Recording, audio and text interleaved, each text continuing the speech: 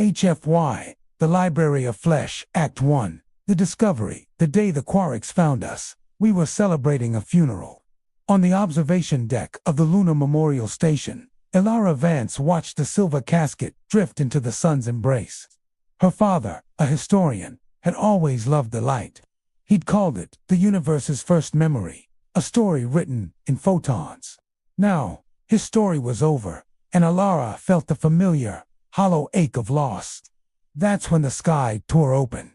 It wasn't a sound, it was a silence so profound it had a texture, a velvet absence that swallowed the background hum of the station. Then, the ship emerged. It was not a thing of angles and steel, but a swirling, organic form, like a nautilus shell, carved from obsidian and starlight. It hung in the void, dwarfing the moon, and spoke without words. A thought voice echoed in every human mind, a cool, sterile translation. Asterisk, we are the Quarix. We are the curators of the final archive. Your species has achieved Tier 2 coherence. You are now eligible for cataloging. Asterisk, panic and wonder erupted across the globe. The Quarix, it turned out, were archaeologists of the ultimate kind. They traveled the cosmos, finding species at their peak and preserving them, digitizing the totality of their knowledge, biology, and culture into a perfect, eternal simulation. Before the inevitable heat death of the universe, or their own self-destruction, claimed them. They were salvation, they said. The only immortality that mattered. A delegation was formed. Elara, as one of Earth's leading xenohistorians and a fluent linguist, was chosen. She stood beside generals, politicians, and scientists in the gleaming reception hall. The Quarix had grown, impossibly, in Earth's orbit. The Quarix themselves were tall, graceful beings of shifting light, their forms never quite solid. Their leader, a being who called itself the archivist, presented its case with flawless, dispassionate logic. The universe's entropy is absolute. The archivist's voice resonated in their minds. All things end in silence and cold. Your species, Homo sapiens, exhibits remarkable creative bursts. Your art, your music, your early scientific theories, they are worthy of preservation. But your trajectory is clear. Your history is a 10,000-year chronicle of conflict. Your planet is scarred. You will join the others in the archive. On a view screen, they saw the others. The Galath, a species of crystalline poets who had turned their world into a single, singing gem. The Veln, a race of gaseous philosophers who had contemplated the nature of reality for 1,000,000 years. Their cultures were perfect, static, and utterly preserved. They were masterpieces, frozen in amber. You will be saved from your own nature, the archivist said, its tone devoid of condescension or malice. It was a simple statement of fact. The process is painless. We will record the quantum state of every neural pathway, every genetic sequence.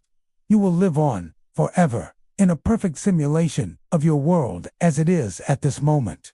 The world was divided. Some saw it as a divine rapture. Others saw it as the ultimate extinction. But the Quarix were persuasive. They demonstrated their power by effortlessly repairing the ozone layer, cleansing the Great Pacific Garbage Patch, and showing simulations of a peaceful, preserved Earth. The pressure to accept grew immense. But Elara felt a cold knot in her stomach. Your archive, she asked the archivist, her voice small in the vast hall. What does it lack? The archivist's light patterns stilled for a microsecond. Lack. It is the sum total of 12 sentient cultures. It is complete. It has no tragedies, Elara pressed. No stories that end badly. It's a library of only the happy endings. Correction, the archivist replied. It is a library of endings. The narrative is concluded. There is no more suffering, no more loss. This is the pinnacle of existence. That was when Elara understood. The Quarix weren't just preserving cultures. They were embalming them. They saw life as a data set to be completed, not a process to be lived. Act 2. The wager. The Quarix gave humanity a standard preparation period, 1 orbital cycle, 1 year. As the world debated its own digital afterlife, Elara did what her father had taught her. She dug into the past. She requested access to the Quarix's historical records of other species, not just their final, polished state. The archivist, intrigued by her unique query parameters, granted it. Nights blurred into days in her orbital quarters. She studied the Galoth. The records showed their final millennia were a period of artistic stagnation. They had achieved perfection and had nothing left to strive for. Their song was a single, unchanging, beautiful note. She studied the Velm. Their great philosophical debates had ended in a unanimous, sterile consensus. There were no more arguments, no new ideas. They were finished, complete, and in their completion, they were dead. Alara went back to the archivist. "Your process is flawed," she stated, her voice trembling not with fear, but with conviction. "Impossible," the archivist responded. "The process is perfect. You are not preserving life," Alara said. "You are preserving a moment. Life is defined by its instability, by its struggle, by its mismatches. You are collecting butterflies, but you've killed them and pinned them to a board first." The archivist was silent for a long time. "This is an emotional argument. It is based on a flawed biological attachment to suffering. It's based on the one thing your archive truly lacks," Alara countered. "A story that isn't over." She made a proposition, a wild, desperate gamble, a human concept, a wager. "Don't just archive our data. Take a sampling of 100 humans. Let us live, in real time, within your simulation. Do not give us a perfect, static world. Give us a challenge, a problem your other archived cultures could not solve. Let us try, and fail, and try again. Let us live there, and you will see what it is you are truly trying to erase." The Quarix High Curatorium was fascinated. No species had ever refused, and none had ever proposed such an illogical test. To them, it was a unique, final data point. They agreed. 100 volunteers were chosen: artists, engineers, soldiers, farmers, children, the elderly. Alara led them. They were placed in biopods and their consciousnesses were uploaded into a specially partitioned server of the Quarix archive. They awoke not on a pristine Earth, but on a world the Quarix called Silenus. It was a dying planet. Its star was a red giant, slowly expanding to consume it. The atmosphere was thin. The soil was toxic and strange. Predatory flora covered the continents. The Quarix had discovered Silenus millennia ago. Its native civilization long since turned to dust. They had studied its demise as a perfect example of inevitable cosmic entropy. The challenge was simple: survive, not for a year or a century, but thrive. Create a new story where one had ended. Act 3. The story unfolds. The first decade was pure hell. The simulations were perfect. The hunger was real. The fear was real. The cold of the Silenan nights bit to the bone. The first settlement, Hoax Reach, was a huddle of prefabricated shelters, constantly under threat from the acidic flora and howling dust storms. They failed, spectacularly. Crops died. Machines broke. People argued, fought, and some fell into despair. They experienced loss when a brilliant young geologist was lost in a cave collapsed. The Quarix watched, their data streams filling with what they categorized as systemic inefficiencies and recursive aerostates.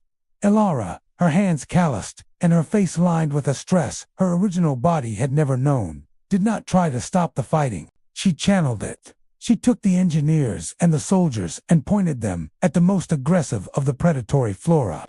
"You want to fight," she said, her voice raw. "Fight that, tame it, use it," and they did. They learned the plant's biology and found its sap could be refined into a powerful bioplastic. The thing that tried to kill them became the foundation of their new structures. The artists, deemed useless by the more pragmatic, began painting murals on the walls of the new plastic domes. They were dark and chaotic at first, full of fear, but then, a child, born in the simulation, pointed at one and called it the Sky Monster. The artists started drawing the local flora and fauna, creating guides, making the terrifying familiar through understanding. They were documenting, creating a new culture in realtum. The farmers, failing with earth crops, stopped trying to fight the toxic soil, and started studying the hardier Silunan fungi. They found a way to crossbreed it with terrestrial tubers, creating a new, resilient food source that tasted awful but kept them alive.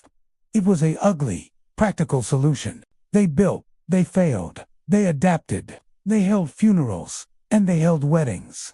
They sang songs that were a messy, vibrant mix of old earth folk tunes and the eerie, whistling melodies of the Silunan wind.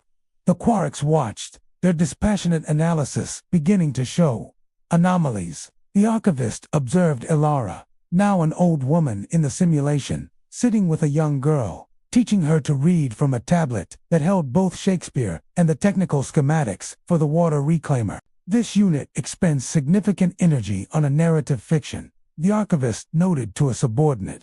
It serves no survival purpose. Yet, the subordinate queried, the child's neural activity shows a 20% increase in pattern recognition after these sessions. The fiction appears to enhance cognitive flexibility. Another Quarix reported, the settlement has now exceeded the projected survival duration of the native Silunans by 3.4 standard cycles. Their solution path is highly illogical. They are not optimizing for efficiency. They are optimizing for comfort, a subjective variable. They are repairing the damaged drone not with the designated polymer, but with a composite of native resins and bioplastics. The repair is 12% less efficient, but it was achieved 400% faster using locally available materials. This is adaptive. The data was becoming messy, contradictory. Human Act 4. The Library of Flesh. 50 years passed in the simulation. Ilara Vance was on her deathbed, in a room filled with the hum of life support and the scent of the strange purple Silunan flowers she had come to love. The city outside the window, New Haven, was a sprawling, chaotic, beautiful tapestry of human and alien architecture. It was not perfect, it was alive. The archivist manifested in her room, its form of light glimmering in the dim air. The trial concludes, the archivist said. Your species has survived. You have even prospered, by your own metrics. But the data remains unclear. Your methods are inefficient. Your social structures are fluid to the point of chaos. You cling to irrational attachments. You have not solved entropy. You have merely postponed your end on a single, simulated world. Ilara smiled, a weak, peaceful gesture. You still don't see it, do you? She gestured to a young woman, her great-granddaughter in the sim, who was holding her hand. The girl had never known Earth, only Silenus. Her eyes were full of tears, but also a fierce, burning love. You wanted a complete story, Ilara whispered. But a story isn't about the ending, it's about the telling. The Galath have a perfect song, but they will never write a new one. The Veln have all the answers, but they will never ask a new question. She took a painful breath. You have a library of completed books. Beautiful, priceless, first editions. But we are the scribbles in the margin. We are the cheap paperback with a coffee stain on the cover that someone read until the pages fell out. We are the living story, and a living story is never complete. It is always being written. She looked past the archivist at the vibrant, imperfect city. You see our attachments as a flaw. But that attachment, this love for a child, for a friend, for a world we built with our own bleeding hands, that is the engine. That is the reason we fight the dying of the light. It's why we will cross a galaxy, or build a city in the dust, or hold the hand of a dying old woman. Your archive preserves the what of a species, but it has forgotten the why. Ilara Vance closed her eyes, and her story ended. In the real world, the Quarix fleet hung in orbit. The archivist processed the final data stream from the simulation. It processed the grief of the settlers, the resilience of the next generation, the continued, stubborn, beautiful refusal to accept a final, quiet ending. It accessed the core programming of the final archive. It saw the perfect, silent, finished worlds of the Galath and the Velm. And for the first time, the Quarix understood the concept they had been missing. It was loneliness. The archivist issued a new command to the entire Quarix race. The preservation beams targeting Earth powered down. A new message was broadcast to humanity. And this time, the sterile translation was gone, replaced by something new, a faint, awed humility. People of Earth, we have reviewed the data. We were in error. We sought to build a library of the universe, but we were collecting only the covers and discarding the text within. Your species is not defined by its coherence, but by its chaos. Not by its perfection, but by its perseverance. You are not a data set to be completed. You are a story to be continued. We will depart. We leave you to your story. And we must reconsider our own. The obsidian ship vanished. On Earth, humanity looked up at the suddenly empty sky, the reprieve washing over them like a tide. They had faced the end, and they had chosen to keep writing. And in the Quarix archive, on the world of Silenus, the simulation was not terminated. It was granted a permanent, dedicated server. The humans there lived on, their children and their children's children spreading across the virtual planet, their story forever unfinished, a testament to the messy, glorious, unarchivable fire of the human spirit. The Quarix, the ancient curators of endings, had finally found a story worth reading, because it was the one story that never, ever ended.